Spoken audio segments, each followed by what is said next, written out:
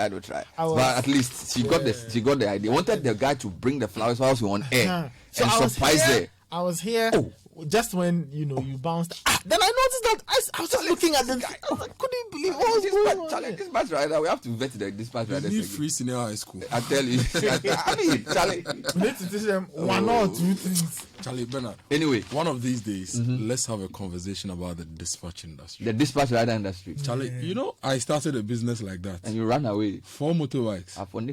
3 months. Charlie, if you do that business, the people who do that business and businesses that work with dispatch or delivery business, why it's tough, issues they have. Is it the police? Is it the riders? There is the riders issue, and then there is the time management issue. There is the handling issue. The phone calls. Charlie. Delivery. And you see, as a people, as a country, if we are going to drive growth, we need to. Commerce is one of the key things. Oh, yeah. And deliveries are one of the main structures that drive commerce. So what's the problem? The problem is the Latinate voluptuousness and the Gallic laziness of our people. Okay. Let's start with the graphic. All right. The Daily Graphic says, Election 2020. Who wins Central? Key swing region. There's a feature on that. Special supplement on Farmers' Days inside the Daily Graphic. So today is a bit buffed up. Government spent 40 million USD to complete six district hospitals, and security agencies ready for December 7. 62,794 personnel to be deployed. The Ghanaian Times on election 2020, 62,794 security personnel to be deployed to ensure law and order. Interception of 436 pistols at Tema Port. CID takes custody of weapons. Northeast region benefits from waste treatment facility. And my school, KNUST, best in Ghana, 12th in Africa. Okay, and the Daily Guide says, John Oji kidnapped Takrady girl, says colleagues. That's a big one. Northeast waste plant starts. Mahama calls Amidu stupid coward. 62,794 security personnel for election, and headway in Volta rebels case.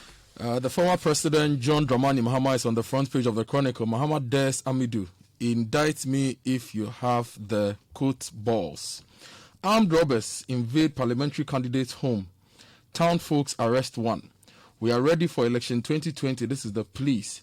Yas Santua Rural Bank releases financial statement, and more other stories.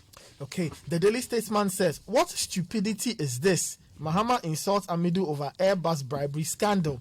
President inspects works on Adanse North District Hospital, and Osafo is saying that the Kufuado is concerned about pensioners. Now, the same Mahama Amidu stories on the front page of the New Crusading Guide. Same lines, same headline. Now, if you check other stories, Bost MD refutes Mahama's allegations. Bono Regional Organizer donates 30 motorbikes, 200 T-shirts to NPP. And Akufo-Addo attains great record in renewable energy development. Okay, the BNFT's front page says, access to electricity sees significant slowdown. That's according to some analysis done by the IES. Major boost for aviation industry as Parliament passes Air Navigation Services Agency Bill, and digitization, fintech collaboration key for resilient banking sector. That's according to Dr. Etiahini. Now, the Business Finder, boost for textiles, garments industry, GIPC, Trade Ministry, lead drive. Cocoa Board pushes for increase in coffee production, and Ghana's recovery will boost debt management. This is according to the World Bank. All right, let me take you online to our quick headlines. CitiNewsroom.com. Airbus scandal. John Jinaport defends Mahama after attack on Amidu. Also, dissolved toll board within 1 week. Staff to Nanado. Other stories. MPP deceiving Ghanaians with Sakawa sword cutting events.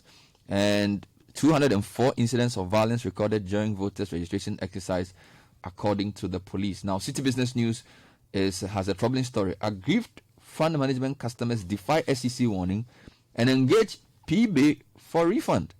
Also, Lands Commission to commence online services November 9, and Brand Ghana office must be established by Act of Parliament, IAA World President. MyJournalOnline.com, Imani must improve method used to assess MPP 2016 manifesto, according to Pius Hajide. Finance Ministry to implement Akufo-Addo's directive on a Japan deal. And NDC dismisses 18 members for contesting as independent candidates in the 2020 election. If you go to Star News, police demand helicopters to distribute electoral materials. Also, 29 voters secessionists charged with treason felony, 22 discharged. Meanwhile, NDC sacks 18 members for going independent. Ghana News Agency, minority leader wants number of MPs to be capped. EC boss to brief parliament today, November 5. And all set for Ghana Premier League as GFA clears outstanding allowances. U.S. elections is dominating BBC. Biden takes Michigan and says, "Clear, we will win." Also, Trump sues as path to victory over Biden narrows. That's BBC. CNN says, Biden eyes 270 as count continues. It says more results are expected in the battlegrounds of Arizona, Georgia, and Pennsylvania, which could determine the U.S. election outcome. The New York Times, Biden wins Michigan and Wisconsin, with edge in 2 other key states. And Politico says 3 reasons Joe Biden has flipped the Midwest. It's looking like he's getting into the White House. Let's start with the details from Nathan. All right, the Daily Graphic also talks about elections. So there's some election-related stories. First, who wins Central? Now, that's a feature put together by Suleiman Mustafa. And it says that the Central region is one of the most sought-after electoral prizes after the Greater Accra for the Jubilee House due to its inconsistent voting pattern. Now, historically, it swung between the major parties, and analysts say the region again holds one of the golden keys to who wins this year's presidential poll. Now, the other big story has to do with security. And it's on page 16 of the Daily Graphic, and it was taken out of the police interaction with the media yesterday. And it says 62,794 personnel to be deployed. And the total number that I've mentioned, 62,794 security men, will be deployed across the country to ensure law and order on election day this year. The security men who will be identified by armlets are from the police service, the Ghana Armed Forces, the Customs Division of the GRA, the Bureau of National Investigations, the Criminal Investigations Department, CID, as well as the Fire Prisons and the Immigration Services. The chairman of the National Election Security Task Force, Mr. James Opombuenu, who is the IGP, said this at a press conference in Accra yesterday to brief the public on the preparedness of the task force for the upcoming elections. So we have 6,178 flashpoints identified. We have 33,367 polling stations. Okay. They're all going to get security. 275 collation centers. Now, the IGP said that motorcycles would not be allowed 100 meters to the polling stations. And also to address arms proliferation during the elections, the IGP said the police was collaborating with the National Small Arms Commission and light weapons to deal with the issues. Now, the IGP advised candidates and supporters not to move from one polling station to the other under the guise of monitoring the process, stating that such a practice could generate confusion and cause disturbances. Now, on small arms and pistols, 436 pistols at Temaport is being moved to the CID. Now, the story says the Criminal Investigation Department of the Ghana Police Service has taken custody of 436 pistols intercepted by security operatives at the Temaport last month. The Director General of the CID, Commissioner of Police Isaac Kenyeboa, disclosed this on the sidelines of a press conference on the readiness of the security agencies to maintain law and order during the December 7 general elections in Accra yesterday. Well, if you are getting shot, it means you go to the hospital, and 6 of them are on government's plate. The government says it will spend $40 million to complete 6 district hospitals that were started in 2014. This came to light in Fomena, in the Adansi districts in the Ashanti region yesterday, when the president inspected reactivated work on the 120-bed Fomena District Hospital, one of the 6 hospitals being financed through a loan from the UK Export Fund. The inspection was part of the president's 4-day tour of the Ashanti region. The 6 hospitals, which are being constructed by the British design, procure, build and equip firm NMS Infrastructure Limited, are located in the Secondary Takrady municipality, Abetifi, Garu, Kumeu, Fomena, and Dodoa. Now let's come to some more politics. Mahama is not happy with Martin Amidu. That story is on some of the front pages. Yes, the Chronicle has it on the front page. That's their lead story for today. And the story says, former President John Dramani Mahama has called the bluff of the Special Prosecutor Martin Amidou, daring him to indict him on the Airbus scandal if he's man enough. Mr. Mahama, who is also the leader and presidential candidate of the NDC, made the statement after the special prosecutor concluded that he, Mahama, was a government official, one as mentioned in the official documents of the Airbus saga in both the UK and the US. If you stay with the Daily Guide, they have a big story on the Takrady kidnapped girls. And it says, John Oji kidnapped Takrady girls, says Collie. Story written by Emmanuel Opoku from Second D. Says, a police detective has said one of the two Nigerians standing trial over the 4 missing girls in Takrady in the Western region kidnapped at least 2 of the victims.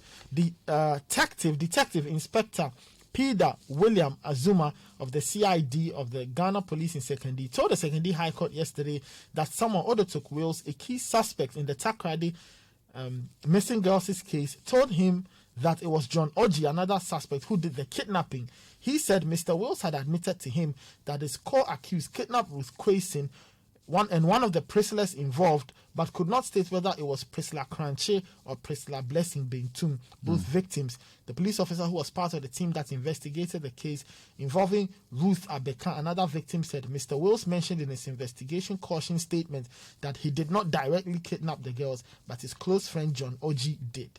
Kwesi Alfred Adams also has an interesting story from Takrady.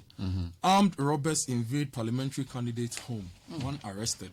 Now, the story says the National Democratic Congress parliamentary candidate for the Amenfi East in the Western region, Nicholas Amankwa, has reportedly been attacked by armed robbers at his residence at Wasel Kropon. The robbers, numbering 3, invaded Amankwa's house around 3 a.m. on Wednesday amid the firing of gunshots. An eyewitness, Raymond Nana Eba, who was at the house of the candidate, a former DCE, told this reporter in a telephone interview that because the armed robbers targeted the room of the parliamentary candidate, he was left with no choice than to exit the room through the back door. He then jumped the fence wall and escaped. Unfortunately for the robbers, they thought the parliamentary candidate was still in his room, so they kept on firing until it attracted the attention of the neighbors and relatives who came to find out what was happening. According to the eyewitness, the youth of the town, in their attempt to overpower the robbers, rather escalated the situation as the robbers kept on firing. But the resilience of the youth led to the disarming of one of the suspected robbers, but the other 2 managed to escape. The arrested suspect was later handed over to the police, who had then arrived at the scene of the crime. At the time of filing this story, the eyewitness told this reporter that they had officially made a report to the Menfi East Police Command. Meanwhile, in a press statement released by the Menfi East constituency branch of the NDC, the party said it was shocked by the attack on the parliamentary candidate. The statement signed by the communication officer called on the police to investigate the case and bring the perpetrators to book. There's a story that's troubling here. Agri Fund Management's customers defy SEC warning and engage PBay for refund. Now, SEC says to continue to work with law enforcement agencies to protect investors from fraudulent companies like PBay. In a recent release, the Commission cautioned the general public against engaging the company, an entity which claims it can facilitate the payment of locked up funds of customers of defunct fund management companies at a fee or commission. DG of SEC, Dr. Reverend Obami Tete, said its partnership with the law enforcement agencies will continue as it seeks to ensure the securities market is cleared of unsavory characters and institutions. Now, speaking on the recent caution from the SEC, the Secretary of the Coalition for the Aggrieved Customers of the 53 collapsed fund management companies, Joseph Aite, admitted that members of the coalition were actually engaging PBay Limited and are hopeful the company, which claims to have connections in government, will help them retrieve their locked up funds at a fee of 2%. Charlie, this matter. Anyway, okay, let's do some business. Yes. One of the key sectors that used to employ a lot of people, the textiles and garments industry. Business Finder page 2, boost for textiles, garments industry. Now, the story by Isaac Edu says Ghana's textiles and garments industry is set for exponential growth thanks to renewed attention and support from the Ghana Investment Promotion Center and the Ministry of Trade and Industry. At the first ever garment and textiles investment meeting held by the GIPC in Accra yesterday, Chief Executive Officer of GIPC, Mr. Yofi Grant, said the time was long overdue for Ghana to take advantage of the global garment market. The theme for the meeting was the future of garments and textiles in Ghana's industrialization drive. And he outlined plans to support the industry and also mentioned the Africa Continental Free Trade Area as a big opportunity for players in the garments and textiles industry to excel and make a difference. Okay, Nathan, let's come back to you. Let's go to the BNFT. On their front page, they say access to electricity sees significant slowdown. Okay. That's according to some analysis done by the IES. And it says the rate of growth when it comes to access to electricity has seen a significant slowdown over the past 3 years, from an average of 2.7% between 2010 to 2016 to 0.6% over the past 3 years. That's according to the Institute for Energy Security. Comprehensive data from the Energy Commission, the Ministry of Finance's annual budget statements and economic policies, electricity supply plans, the energy outlooks for Ghana over the past 3 decades have shown that access to electricity averaged more than 2% growth until 2017, when it dropped below 1% and thus slowed the total growth of electricity access for the past 3 years. Let me take you to Parliament. Minority Leader wants number of MPs to be capped. He also wants Job 600 to be named after Peter Alajete. This is Haruna Idrisu, who is a Minority Leader. He on Tuesday reiterated the need to place a cap on the number of members of Parliament. He said experts and opinion leaders also agree that we need to place a cap on the size of the legislature and that we cannot continue to expand the membership of the House in perpetuity.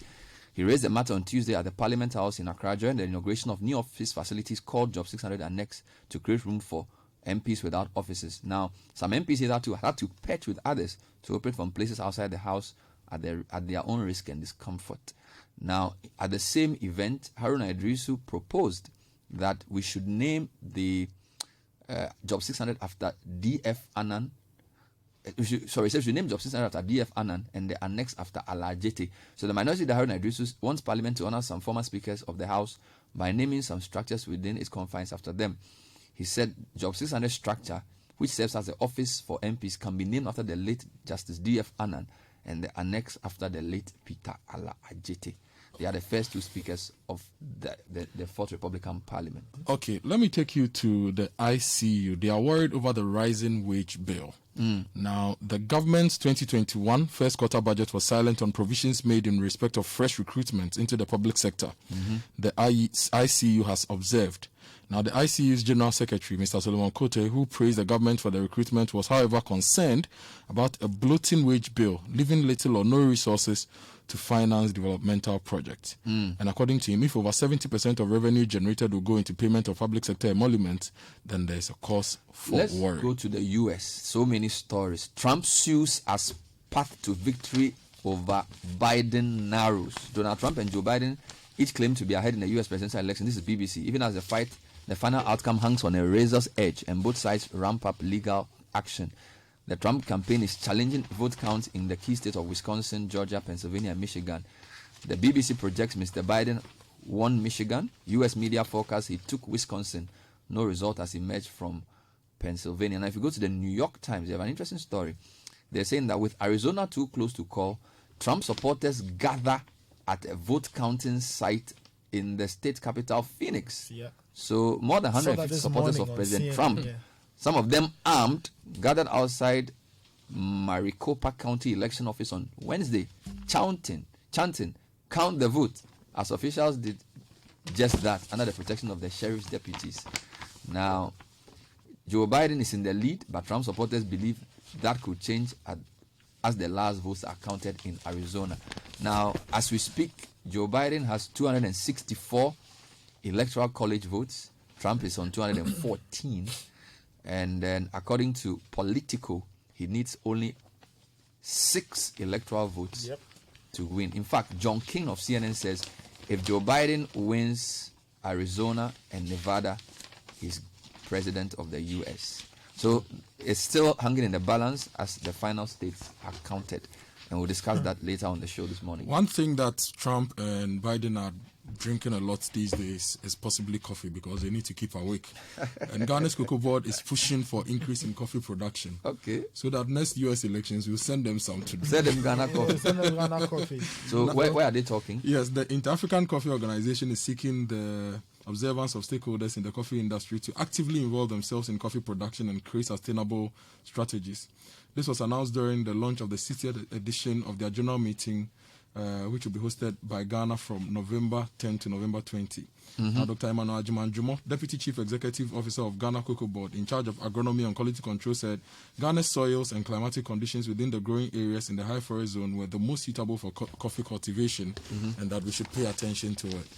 They've got an awful lot of coffee in Ghana. Fantastic. Thank you, Nathan. Thank you, Kojo. Coming up next is the Citi Business News.